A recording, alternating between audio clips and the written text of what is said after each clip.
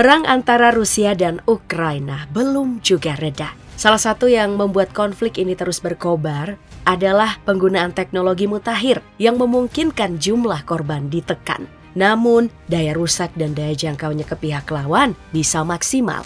Contohnya adalah pengembangan teknologi drone. Meskipun Rusia masih tertinggal dari negara-negara barat dalam hal pengembangan drone, namun Rusia terus berupaya melakukan inovasi yang telah mendorong program drone mereka menjadi yang terdepan dalam kemajuan teknologi.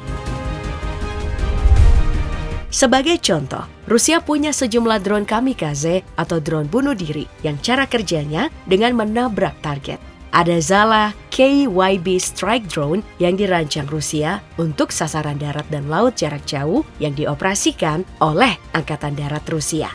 Nah, apa sih kelebihan dari drone ini? KYB diklaim sebagai evolusi drone masa depan, hemat biaya dengan presisi tinggi dan pengoperasian senyap.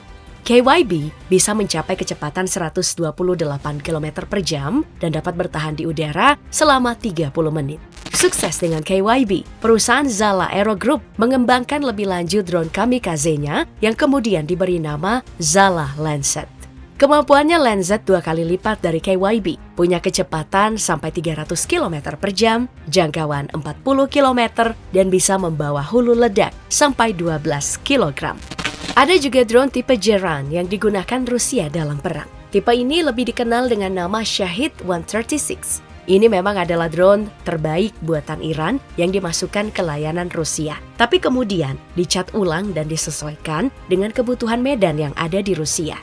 Secara teknis, Geran adalah drone yang dirancang untuk menyerang dalam jumlah dengan jangkauan terbang 200 km, kecepatan 185 km per jam, dan mampu membawa hulu ledak 40 kg. Drone ini sukses beberapa lama menyebarkan teror di Ukraina. Di tengah eskalasi peperangan yang kian masif, Rusia juga mengembangkan drone kamikaze bersayap lipat Bass-80 yang desainnya mirip dengan drone kamikaze Switchblade buatan Amerika. Jangkauannya bisa mencapai 30 km dengan kecepatan 120 km per jam, lalu ketinggian maksimal 200 meter dengan membawa hulu ledak sampai 20 kg.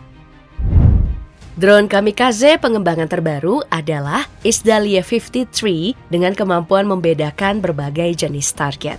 Drone ini mulai diuji coba pada Oktober 2023 dan disebut sebagai versi peningkatan lain dari Lancet dengan muatan lebih sedikit, antara 3 sampai 5 kg hulu ledak.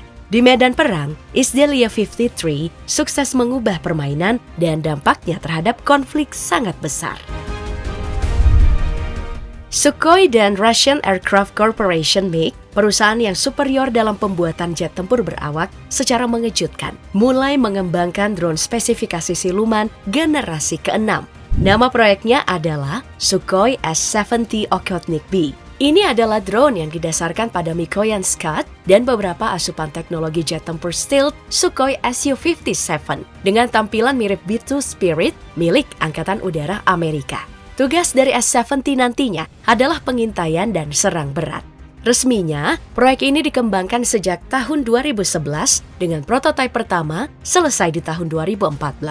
Panjangnya 14 meter dan lebar bentang sayap 20 meter dengan berat sekitar 20 ton.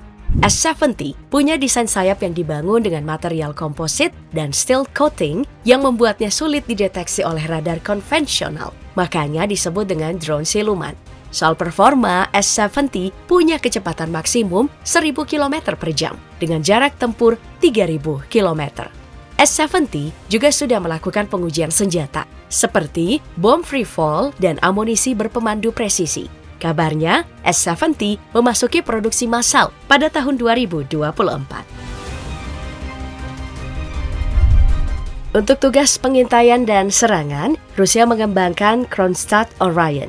Ini adalah keluarga kendaraan udara tak berawak yang dikembangkan oleh Kronstadt Group.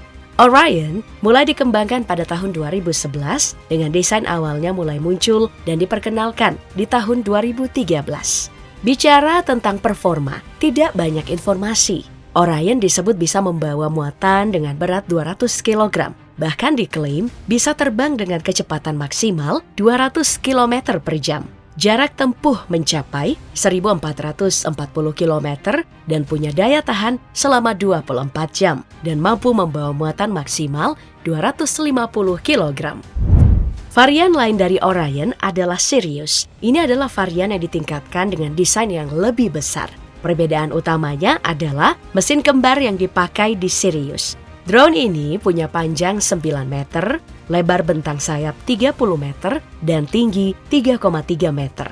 Karena desain yang lebih besar, Sirius bisa membawa beban tempur maksimal 450 kg. Bicara tentang kecepatan, Sirius ini punya kecepatan jelajah yang mencapai 295 km per jam, ketinggian maksimal 12.000 meter, dan tahan di udara selama 40 jam. Selain keluarga Orion, Rusia juga punya Corsair untuk misi pengintaian, penyerangan, dan serangan elektronik. Desainnya serupa dengan RQ-7 Shadow buatan Amerika Serikat dan Bayraktar TB2 buatan Turki. Performanya, Corsair ini punya kecepatan maksimum 150 km per jam, jarak tempuh 250 km, dan bisa tahan di udara selama 12 jam. Sementara untuk persenjataan, selain bisa ditempeli rudal pintar, Corsair juga bisa membawa bom-bom konvensional termasuk rudal anti-tank. Corsair dirancang untuk mampu mengeliminasi kendaraan lapis baja ringan, pos tempur, dan kumpulan pasukan infanteri musuh berjarak 200 km dari sang operator drone. Khusus untuk pesawat pengintai, Rusia lewat Special Technology Center mengembangkan Orlan 10. Nah, drone ini bisa digunakan untuk misi pengintaian pada ketinggian 1-1,5 km, lalu pencarian dan penyelamatan, deteksi sinyal radio, sampai latihan tempur. Orlan juga dilengkapi kemampuan peperangan elektronik dan bisa membedakan antara sarang transmisi musuh dan teman. Saat beroperasi, drone biasanya dikerahkan dalam kelompok yang terdiri dari 2 atau 3 drone. Pertama, untuk pengintaian, kedua, untuk peperangan data, dan ketiga, sebagai penyampaian data. Soal kemampuan, Orlan punya kecepatan di udara antara 90-150 km per jam dan bisa bertahan selama kurang lebih 18 jam. Nah, untuk ukuran yang lebih kecil, Rusia punya Kalashnikov Tachyon atau Tachyon yang memang diklasifikasikan sebagai mini UAV. Soal kemampuan terbang, Tachyon punya jangkauan operasi mencapai 40 km dan bisa terbang pada ketinggian mendekati 4.000 meter. Selain pengintaian, drone dapat berfungsi sebagai relay seluler di udara untuk sumber komunikasi darat di ketinggian rendah, sehingga meningkatkan keserbagunaannya di lapangan. Meski Rusia relatif lambat dalam mengadopsi drone berskala besar untuk penggunaan militer dan sipil, tapi kesenjangannya semakin mengecil setiap dekadenya. Rusia juga sudah mengembangkan drone helikopter yang ditujukan untuk pasar komersial. Drone ini diberi nama VRT-300. Ada 2 versi yang dibangun dengan keunggulan yang bisa beroperasi di segala cuaca, termasuk kondisi ekstrim sekalipun. VRT-300 dapat membantu kapal-kapal mengkoordinasikan keadaan di sekitarnya, dan hebatnya, perangkat yang dibawa oleh VRT-300 bisa mengukur setiap ketebalan yang akan dilalui oleh kapal. Soal performa, VRT-300 punya kecepatan terbang mencapai 180 km per jam, radius operasinya hingga 150 km atau durasi terbang selama 5 jam. Pemain lama dalam pembuatan helikopter, Kamov, juga mengembangkan helikopter versi drone-nya yang diberi nama Kamov K-175. Ini adalah helikopter yang dirancang untuk berbagai peran, termasuk pengintaian, patroli, polisi, dan ekologi, kemudian darurat, dan transmisi data.